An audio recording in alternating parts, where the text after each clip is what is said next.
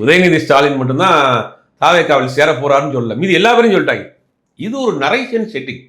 பிடிஆரினுடைய பூர்வீகம், பிடிஆரினுடைய வரலாறு தெரிஞ்சால் இதை பேசவே மாட்டாங்க. பிடிஆரினுடைய தாத்தா பழனிவேல்ராஜனுடைய பிடி ராஜன்கிறவர் நீதி கட்சியில் இருந்தவர், அந்த காலத்திலே ஜட்ஜாக இருந்தவர், ஒரு மிகப்பெரிய நீண்ட திராவிட இயக்க பாரம்பரிய கொள்கையில் உள்ளவர். அவங்க அப்பா முதலமைச்சர் தாத்தா முதலமைச்சராக இருந்தார், அப்பா சபாநாயகராக இருந்தார், அறநிலைத்துறை அமைச்சராக இருந்தார். இன்னைக்கு தென் மாவட்டங்களில் குறிப்பாக தேனி புத்தகம்பாளையத்திலிருந்து இந்த பக்கம் ராமநாதபுரம் வரைக்கும் அவங்களுக்கு இல்லாத ப்ராப்பர்ட்டியே கிடையாது. தன்னிச்சையாக மக்கள் வந்து அவர் மேலே மிகப்பெரிய அன்பும் பாசம் வச்சிருக்காங்க. அவர் பேரில் கடையே வச்சிருக்காங்க. நிறைய மதுரையில் போனீங்கன்னா தெரியும், PTR tea stall, PTR tiffin ஸ்டால்னு அவர் மேல் அன்பில் வச்சிருக்காங்க, அன்பில் மிகுதியாக வச்சிருக்காங்க.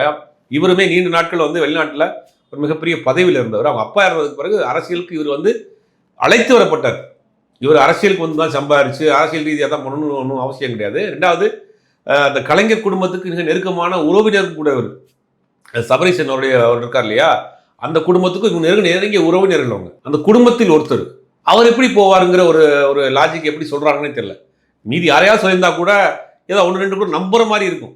அப்போ இது பச்சையான பொய். இது இப்போ வேணும்னே ஒரு நரேஷன் செட் பண்ணுறாங்க. திமுகவில் வந்து பிடிஆரே வர்றாரு, அவர் வர்றாரு, 22% இருக்கு, 26% இருக்கு, எதுவுமே அடிப்படை உண்மை கிடையாது.